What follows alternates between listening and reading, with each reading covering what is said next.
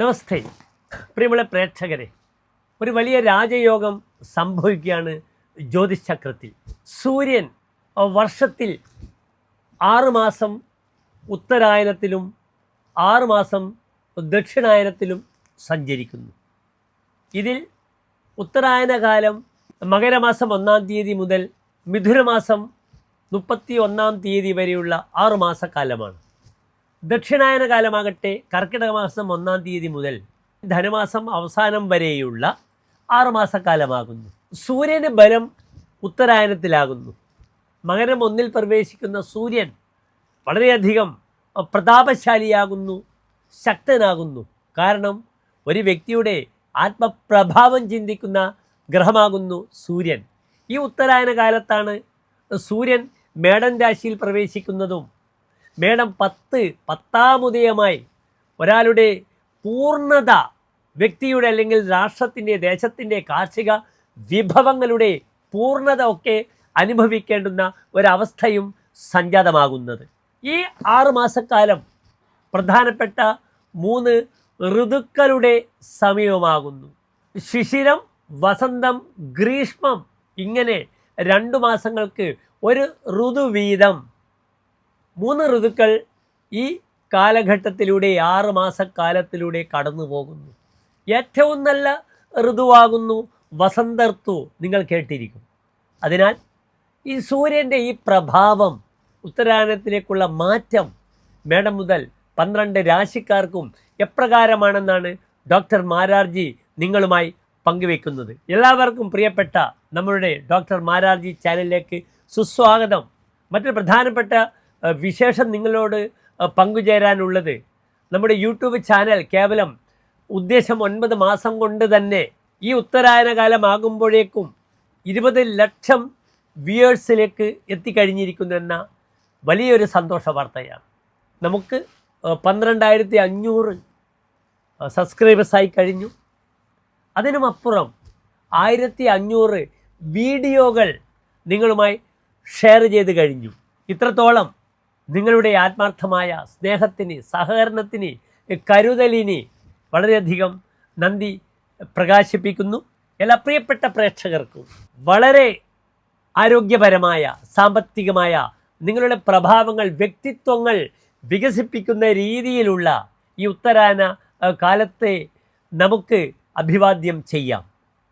ഏതായാലും മകരൻ രാശിയിലേക്കുള്ള സൂര്യൻ്റെ ഈ പ്രയാണവും അതുമൂലമുണ്ടാകുന്ന ശുഭാശുഭ ഫലങ്ങളുമാണ് നാം ചർച്ച ചെയ്യുന്നത്. നിങ്ങൾ സശ്രദ്ധം നിരീക്ഷിക്കുക, വീക്ഷിക്കുക. എപ്പോഴാണ് സൂര്യൻ മകരൻ രാശിയിലേക്ക് പ്രവേശിക്കുന്നതെന്ന് മകര രവി സംക്രമം നാം അറിയണം. 1200 മകരമാസം 1-ാം തീയതി, അതായത് 2025 ജനുവരി മാസം 14-ാം തീയതി മംഗളവാരം ചൊവ്വാഴ്ച കാലത്ത് 8:45 മകരരവി സംക്രമം.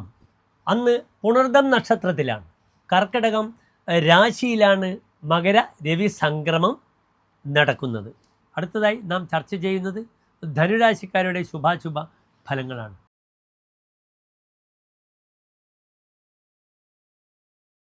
മൂലം, പുരാടം, ഉത്രാടം നക്ഷത്രത്തിൻ്റെ ആദ്യത്തെ 15 നാഴിക വരുന്ന 2 നക്ഷത്ര സമൂഹമാകുന്നു. ഇവിടെ ധനുരാശിക്കാർക്ക് സൂര്യൻ അവരുടെ ഭാഗ്യാധിപനായി പിതാവിനെപ്പറ്റി ചിന്തിക്കേണ്ടുന്ന, തങ്ങളുടെ പ്രഭാവത്തെപ്പറ്റി ചിന്തിക്കുന്ന 9-ാം ഭാവം, തൻ്റെ ഭാഗ്യത്തെപ്പറ്റി ചിന്തിക്കേണ്ടുന്ന, തൻ്റെ തപസ്സിനെപ്പറ്റി ചിന്തിക്കേണ്ടുന്ന, തൻ്റെ ധർമ്മദൈവങ്ങളെപ്പറ്റി ചിന്തിക്കേണ്ടുന്ന സൂര്യൻ 2-ാം ഭാവത്തിൽ നിൽക്കുന്നു. 2-ാം ഭാവത്തിൽ സൂര്യൻ നിൽക്കുന്നത് ശത്രു ക്ഷേത്രത്തിലാണ്. പലപ്പോഴും ഈ 2-ാം ഭാവത്തിൽ സൂര്യൻ വരുമ്പോൾ അനുചിതമായ കർമ്മങ്ങൾ, തൻ്റെ മാന്യതയ്ക്ക് നിരക്കാത്ത രീതിയിലുള്ള ചില പ്രവർത്തനങ്ങളിലൊക്കെ ഏർപ്പെട്ട് ധനം സമ്പാദിക്കാൻ ആഗ്രഹിക്കും.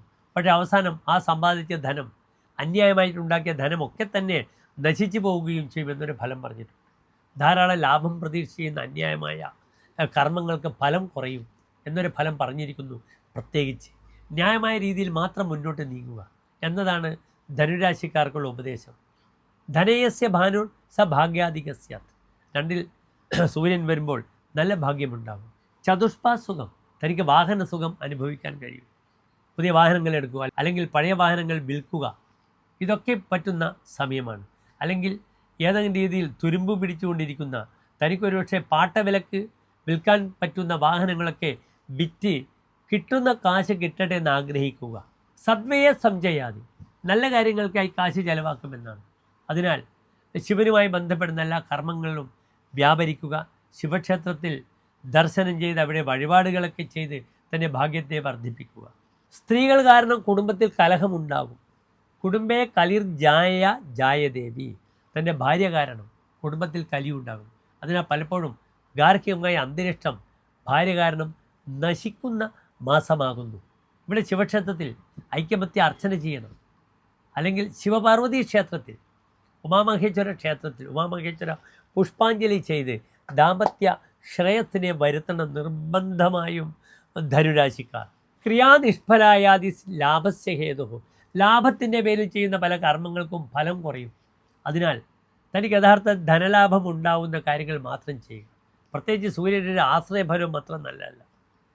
അന്യഭാഗ്യരഥ, തനിക്ക് അന്യരുടെ ഭാഗ്യത്തിന് ഒരു പങ്ക് ചെയ്തു കൊടുക്കാം തന്നാലാവുന്ന രീതിയിൽ.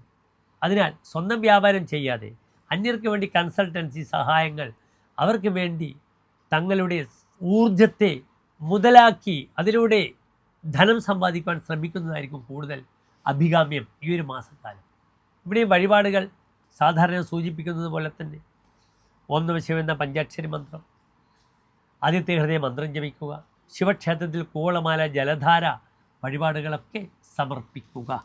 ഒരു തരത്തിൽ വലിയ ഇൻവെസ്റ്റ്മെൻറ്റ് വേണ്ട എന്ന് പറഞ്ഞു. കാരണം രണ്ടാം ഭാവത്തിൽ പാപഗ്രഹങ്ങൾ വരുമ്പോൾ സ്വപൂർവ്വ നികിത ദ്രവ്യക്ഷയ, തൻ്റെ പൂർവികമായ സ്വത്ത് നഷ്ടപ്പെടുമെന്നൊരു ഫലം പറഞ്ഞിട്ടുണ്ട്. ധനം നശിച്ചു പോകും. അതിനാൽ ഈ ഒരു മാസം എടുത്തു ചാടാൻ പാടില്ല. ഭർത്തവ്യാമയ, കുടുംബത്തിൽ വളരെയധികം രോഗങ്ങൾ വരും. താൻ ഭരിക്കപ്പെടേണ്ടുന്ന വ്യക്തികൾക്കൊക്കെ രോഗങ്ങളുണ്ടാവുക, ആശുപത്രിയിൽ പോകേണ്ടി വരിക, കുട്ടികളുടെ അല്ലെങ്കിൽ ഭാര്യയുടെ പേരിലൊക്കെ തൻ്റെ പേരിലും ഇൻഷുർ ചെയ്യുന്നത്, ഹെൽത്ത് ഇൻഷുറൻസ് ചെയ്യുന്നത് വളരെ ഗുണകരമായിരിക്കും ധനുരാശിക്കാർ. ദക്ഷിണ അമ്പകരുജ, വലത്തെ കണ്ണിന് വളരെയധികം രോഗങ്ങളെ ശ്രദ്ധിക്കണം. ദുഷ്ടോക്തി, തൻ്റെ വാക്കിലൂടെ തനിക്ക് ശത്രുക്കളെ ഉണ്ടാക്കുന്ന മാസമാകുന്നു. അതിനാൽ നോ ആർഗ്യുമെൻറ്റ്സ് പ്ലീസ്. മൗനം വിദ്വാനും വിഡ്ഢിക്കും ഭൂഷണമാകുന്നു. പാത്രക്ഷതി, വിഭവങ്ങൾ നശിക്കും. അതിനാലാണ് നാം സൂചിപ്പിച്ചത് ഇൻവെസ്റ്റ്മെൻറ്റ് പാർട്ടൊക്കെ വളരെ ശ്രദ്ധിക്കുക ഈ ഒരു മാസക്കാലം. അല്ല പ്രിയപ്പെട്ട പ്രേക്ഷകർ, ഈ മകരൻ രാശിയിലേക്കുള്ള സൂര്യൻ്റെ മാറ്റം ധനുരാശിക്കാർക്ക് ശോഭനമായി വരട്ടെ എന്ന് പ്രാർത്ഥിക്കുന്നു. നന്ദി, നമസ്കാരം.